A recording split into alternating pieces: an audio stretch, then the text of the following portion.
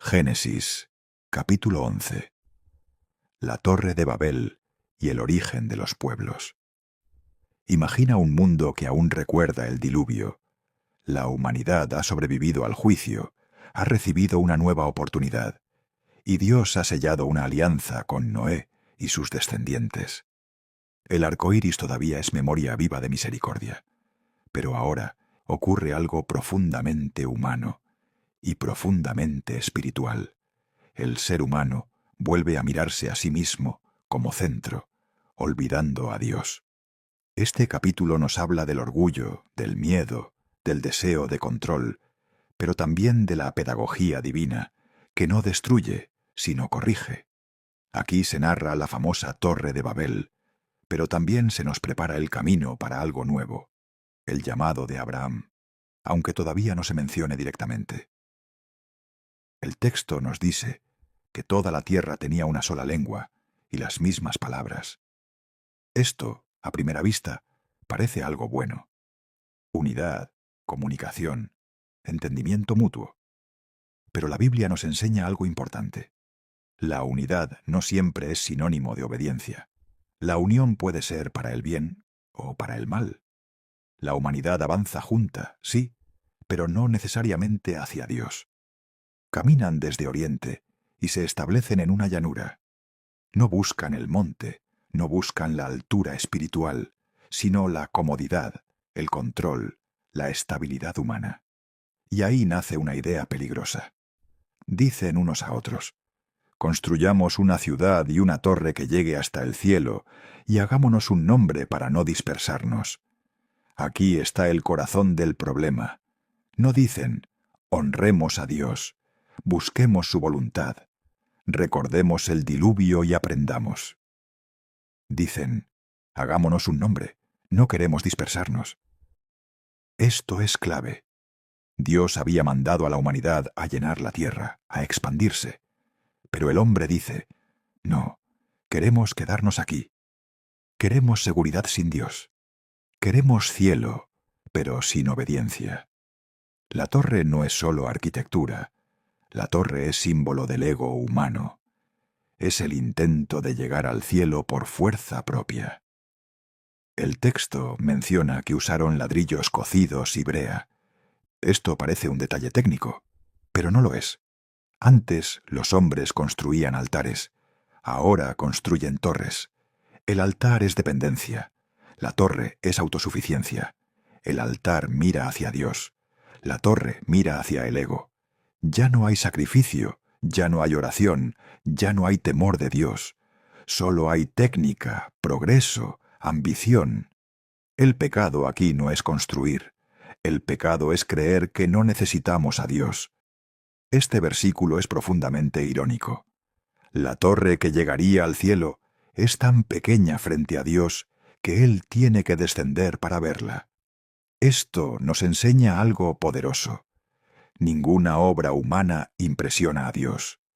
Ninguna ambición humana puede alcanzarlo sin humildad.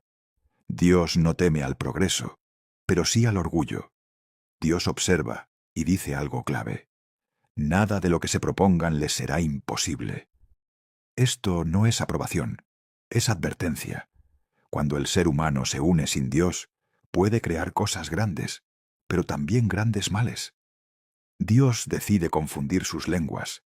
Esto no es castigo cruel, es misericordia preventiva. Dios no destruye la torre con fuego, no envía otro diluvio, no elimina a la humanidad, solo introduce un límite. El límite también es amor, el freno también es gracia. Al no entenderse, el proyecto se detiene, la ciudad se dispersa, la torre queda inconclusa. Y ese lugar se llama Babel. Babel no es solo un lugar antiguo, Babel es un estado del corazón. Babel aparece cuando creemos que no necesitamos a Dios, queremos éxito sin obediencia, buscamos gloria personal, tememos perder el control, nos unimos solo por interés. Babel es cuando decimos: yo puedo solo, Dios estorba, y Dios con amor permite confusión para evitar destrucción mayor. Justo después de Babel, La Biblia comienza a hablar de genealogías, y pronto aparecerá Abraham. Esto no es casualidad. Babel representa la humanidad que quiere subir al cielo. Abraham representará al hombre que obedece y camina con Dios. Babel dice, hagámonos un nombre. Dios le dirá a Abraham, yo haré grande tu nombre. La diferencia es enorme. Hoy, Dios nos pregunta, ¿qué torres estoy construyendo? ¿Busco seguridad sin Dios? ¿Quiero llegar al cielo a mi manera? ¿Tengo unidad con otros, pero sin oración? Tal vez Dios ha permitido confusión en tu vida no para castigarte, sino para redirigirte. Tal vez una torre que no avanzó fue una misericordia, porque Dios no quiere verte alto, Dios quiere verte cerca. El Génesis 11 nos enseña que Dios resiste al soberbio, Dios guía al humilde. El cielo no se conquista, se recibe. La obediencia vale más que el éxito. Y mientras el hombre intenta subir, Dios sigue bajando para salvar. Génesis, capítulo 12. El llamado de Abraham. Cuando Dios inicia una historia nueva, aquí ocurre un cambio radical en la historia bíblica. Dios ya no habla a todos al mismo tiempo. Dios elige, llama, promete. Y el elegido no es un rey, no es un sacerdote, no es un guerrero. Es un hombre común, de una familia común, viviendo en una tierra pagana. Su nombre es Abraham. Dios le dice, sal de tu tierra, de tu parentela, de la casa de tu padre, hacia la tierra que yo te mostraré. Aquí comienza la fe bíblica. Dios no le da un mapa, no le da fechas, no le explica el camino. Solo le pide confianza total. Abraham debe dejar su seguridad, su identidad cultural, su pasado, sus raíces, su comodidad. La fe no empieza cuando todo está claro. La fe empieza cuando Dios habla y el hombre responde. La promesa de Dios. Dios no solo manda, Dios promete. Le dice a Abraham, haré de ti una gran nación, te bendeciré, haré grande tu nombre, serás bendición. Bendeciré a los que te bendigan. En ti serán benditas todas las familias de la tierra. Estas palabras son el corazón de toda la Biblia. Aquí nace el plan de salvación. Dios no elige a Abraham para excluir, Dios lo elige para bendecir a todos. Abraham no sabe aún que de él vendrá un pueblo, ni que siglos después nacerá el Mesías. Solo sabe que Dios ha hablado. El texto dice algo breve pero poderoso. Abraham se fue, como el Señor se lo había dicho. No discute, no pregunta, no negocia. Abraham obedece con lo poco que entiende. Y esto es fe auténtica. Fe no es entender todo. Fe es caminar con Dios aunque falten respuestas. Abraham tiene 75 años. No es joven. No empieza temprano. Esto nos enseña que nunca es tarde para obedecer a Dios. Abraham llega a Canaán, y Dios le dice, a tu descendencia daré esta tierra. Pero Abraham no tiene hijos, y la tierra ya tiene habitantes. Aquí aparece una tensión espiritual. Dios promete, pero no cumple de inmediato, Dios muestra. Pero no entrega aún a Abraham, cree sin ver. La fe madura se aprende esperando. Abraham construye altares. Cada altar es una declaración. Aquí confío en Dios. Aquí recuerdo su promesa. Aquí no me olvido de quién manda. Abraham no construye torres como en Babel. Construye altares. El altar no eleva al hombre. El altar honra a Dios. Donde Abraham pasa, deja adoración. Llega el hambre. Esto es importante. Abraham acaba de obedecer a Dios, y su recompensa inmediata es dificultad. Esto nos enseña algo real. Obedecer a Dios no elimina las pruebas. La fe verdadera se prueba en la escasez. Abraham desciende a Egipto buscando sobrevivir. Aquí su fe aún es frágil. Abraham teme por su vida. Le pide a Sarai que diga que es su hermana. Aquí vemos algo humano. Abraham ama a Dios, pero aún tiene miedo. Aún confía parcialmente. Dios no abandona a Abraham, aunque Abraham no actúa perfectamente. Esto es consuelo para nosotros. Dios no elige a los perfectos. Dios perfecciona a los que elige. Dios protege a Sarai y saca a Abraham de Egipto. Un Dios fiel. A pesar del hombre, Abraham falla. Pero Dios permanece fiel. Esto marca toda la historia bíblica. La promesa no depende de la perfección humana, depende de la fidelidad divina. Abraham aprenderá, crecerá, madurará. Dios es paciente. Mensaje espiritual para hoy. Génesis 12. Nos habla hoy a nosotros. Dios sigue llamando. Dios sigue pidiendo salir. Dios sigue prometiendo bendición. Tal vez Dios te pide salir de una situación, un miedo, una comodidad, un pecado, una costumbre. Y tal vez no te dice todo de una vez. Solo te dice, confía en mí. Abraham no sabía a dónde iba, pero sabía con quién caminaba. Y eso fue suficiente. La fe no es ausencia de miedo. La fe es obedecer a pesar del miedo. Dios no busca personas perfectas, busca corazones disponibles. Y cuando Dios llama, la historia cambia. Génesis, capítulo 13. Abraham regresa de Egipto. No vuelve orgulloso, vuelve corregido. Regresa con más bienes, sí, pero también con más experiencia espiritual. La Biblia nos dice que vuelve al lugar donde antes había levantado un altar. Esto no es un detalle menor. Cuando el creyente se equivoca, el camino no es avanzar a ciegas, sino volver al altar, volver a la oración, volver a la presencia de Dios. Abraham invoca nuevamente el nombre del Señor. La relación no está rota. Dios sigue ahí. Abraham y Lot ahora poseen mucho ganado. La bendición ha crecido tanto que la tierra ya no alcanza para los dos. Y aquí aparece una verdad espiritual. La bendición mal administrada puede generar conflicto. No todo problema es castigo. A veces es crecimiento. Los pastores comienzan a discutir. La tensión crece. El texto aclara algo importante. Los cananeos y los fereceos habitaban la tierra. Es decir, el conflicto ocurre ante los ojos del mundo. Abraham, siendo el mayor, el elegido, el que recibió la promesa, podría imponer su autoridad. Pero no lo hace. Le dice a Lot, no haya pleito entre nosotros, somos hermanos. Aquí vemos un corazón transformado. Abraham entiende algo profundo. La promesa no se defiende peleando. La bendición no se protege con orgullo. Abraham prioriza la relación antes que la posesión. Abraham le da a Lot la opción de elegir primero. Lot alza los ojos, y lo que ve lo seduce. Ve la llanura del Jordán, verde, fértil, abundante, como un jardín. Pero el texto añade algo clave. Esa región estaba cerca de Sodoma. Un lugar próspero, pero espiritualmente corrupto. Lot elige con los ojos, no con el corazón espiritual. Abraham se queda en la tierra montañosa, más seca, menos atractiva. Aquí hay una lección clara. No todo lo que brilla es bendición. No toda abundancia es voluntad de Dios. Abraham deja ir a Lot. No lo retiene, no lo manipula, no se defiende. Porque Abraham sabe algo que Lot aún no.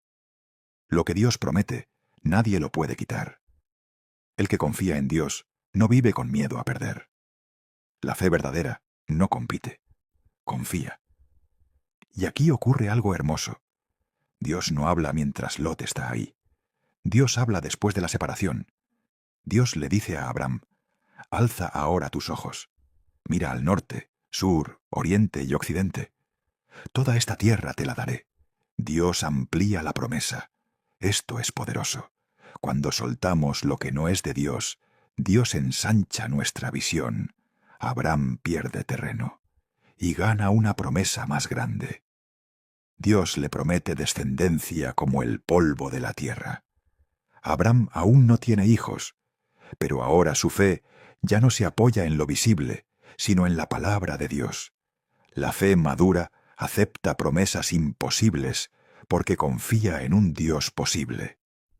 Abram se establece en Hebrón, junto a los encinares de Mamré, y una vez más construye un altar. Donde Lot plantó su tienda cerca del pecado, Abram planta su tienda cerca de Dios. Esto define el rumbo de sus vidas. Este capítulo nos pregunta: ¿elegimos por apariencia o por fe? ¿Buscamos ganar o conservar la paz? ¿Confiamos en Dios o en nuestras decisiones? A veces perder terreno es ganar destino. A veces ceder es avanzar. Génesis 13 nos enseña que la fe se demuestra en cómo elegimos. La paz vale más que la ganancia. Dios honra al que confía. Soltar abre espacio para recibir. Abram no se quedó con lo mejor a los ojos humanos, pero se quedó con la promesa de Dios. Y eso siempre es suficiente. Génesis, capítulo 14. Abram, el rescate de Lot y el encuentro con Melquisedec. El mundo no es tan tranquilo como parece. Aunque Abram vive en paz, el mundo alrededor está en conflicto. Reinos luchan contra reinos, reyes contra reyes, territorios contra territorios. La Biblia nos muestra algo claro. La fe no nos aísla de la realidad. Vivimos en un mundo en guerra espiritual y humana. La región donde vive Lot se ve envuelta en un gran conflicto político y militar. 5 reyes contra 4 reyes. Una guerra de poder, dominio, control. Y en medio de todo eso, Lot queda atrapado. Lot había elegido la llanura fértil. Había plantado su tienda cerca de Sodoma. Ahora vive dentro de Sodoma. La prosperidad lo acercó al peligro. Cuando llegan los ejércitos invasores, Sodoma cae y Lot es llevado cautivo. Aquí hay una enseñanza fuerte. Las decisiones espirituales tienen consecuencias reales. Lo que elegimos hoy define lo que vivimos mañana. Lot no estaba buscando guerra, pero la guerra lo alcanzó. Un sobreviviente llega donde está Abram y le da la noticia. Lot ha sido llevado cautivo. Abram no duda, no calcula, no se protege, actúa. Esto es amor verdadero. La fe no es indiferente. El creyente no abandona. La fe se mueve cuando otros caen. Abram reúne a sus hombres. No es un ejército profesional. Son pastores, sirvientes, familias, pero van con una causa justa. Abram no va por conquista, no va por riqueza, no va por territorio, va por rescatar a su familia. Aquí vemos algo hermoso. Hay batallas que Dios sí respalda, las que nacen del amor y no del ego.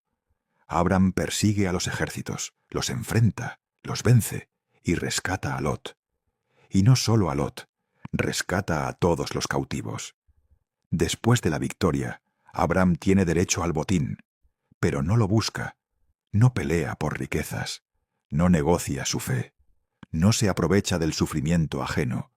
Abram no es como los reyes del mundo. Esto revela su carácter. Y aquí ocurre algo místico, profundo, misterioso. Aparece Melquisedec, rey de Salem, sacerdote del Dios Altísimo. No se nos dice de dónde viene, no se nos dice quién lo engendró, no se nos dice su genealogía. Solo aparece y bendice a Abram, le ofrece pan y vino. Esto es profundamente simbólico. Sacerdocio, bendición, comunión, alianza. Y Abram le da el diezmo. Esto no es ley aún, es reconocimiento espiritual. Abram reconoce autoridad espiritual, no poder político. Melquisedec es figura profética de Cristo, rey de paz, rey de justicia, sacerdote eterno, sin genealogía registrada, bendice al patriarca, media entre Dios y el hombre. Mucho después, la Biblia dirá que Cristo es sacerdote, según el orden de Melquisedec. Aquí vemos que el plan de Dios ya estaba sembrado desde Génesis. El rey de Sodoma ofrece riquezas a Abram. Abram responde algo poderoso. No tomaré nada, para que no digas, yo enriquecí a Abram. Abram no quiere que su bendición tenga origen humano. Quiere que todo venga de Dios. Esto es fe madura. Prefiere pobreza con Dios que riqueza sin Dios. Este capítulo nos habla hoy. Hay guerras que no buscamos, pero llegan. Hay personas que tenemos que rescatar. Hay batallas que se pelean por amor. Hay riquezas que debemos rechazar. Hay bendiciones que vienen de lo alto. Y nos pregunta, ¿de dónde viene mi bendición? ¿Qué batallas estoy peleando? ¿Por quién estoy dispuesto a luchar? Abraham vence sin volverse soberbio, rescata sin robar, gana sin corromperse, triunfa sin perder su fe, y se encuentra con un sacerdote que no pertenece a este mundo, porque cuando la fe es auténtica, Dios siempre confirma el camino. Génesis, capítulo 15. Cuando Dios habla al miedo y sella la promesa, después de la guerra, después del rescate, después de rechazar riquezas, no llega el aplauso, llega el silencio. Y en ese silencio aparece el miedo. La Biblia dice, después de estas cosas, la palabra del Señor vino a Abraham en visión. Dios sabe cuándo hablar. Dios no llega cuando todo está bien. Dios llega cuando el corazón está inquieto. Y le dice, no temas, Abraham. Yo soy tu escudo. Tu recompensa será muy grande. Antes de hablar de promesas, Dios habla al miedo. Abraham responde con una pregunta que nace del alma. Señor, ¿de qué me sirve todo esto si no tengo hijos? Aquí vemos algo precioso. Abraham no finge fe perfecta. Abraham no esconde su dolor. Abraham habla con Dios como con un padre. La fe verdadera también pregunta. La fe madura se atreve a decir, Dios, no entiendo. Abraham no duda de Dios, duda del tiempo. Abraham expresa su miedo más profundo. El heredero de mi casa será un siervo. En su cultura eso significaba el fin de la promesa. Abraham no solo quiere bendición, quiere trascendencia, quiere que su vida tenga continuidad, sentido, propósito. Aquí conectamos todos. Todos queremos que nuestra vida deje huella. Entonces Dios hace algo simbólico. Saca a Abraham fuera y le dice, mira al cielo, cuenta las estrellas si puedes. Dios no discute con argumentos, Dios muestra. A veces Dios no responde con palabras, responde con perspectiva. Cuando el dolor nos encierra, Dios nos saca a mirar más alto. Y aquí aparece una de las frases más importantes de toda la Biblia. Abraham creyó al Señor, y le fue contado como justicia. No dice, Abraham entendió, Abraham logró, Abraham cumplió. Dice, Abraham creyó. La relación con Dios no se basa en logros, sino en confianza. Este versículo será citado siglos después para explicar la salvación. Aquí nace la fe que justifica. Abraham pregunta, ¿cómo sabré que poseeré la tierra? No es incredulidad, es deseo de certeza. Dios acepta la pregunta, le pide preparar animales, los divide y espera. Abraham obedece, aunque no entiende del todo, y cae sobre él un sueño profundo. Abraham entra en una profunda oscuridad. Esto no es castigo, es revelación. Dios le muestra el futuro. Su descendencia será esclava, sufrirá, pero será liberada. Dios no promete un camino fácil, promete un camino acompañado. Esto nos enseña algo fuerte.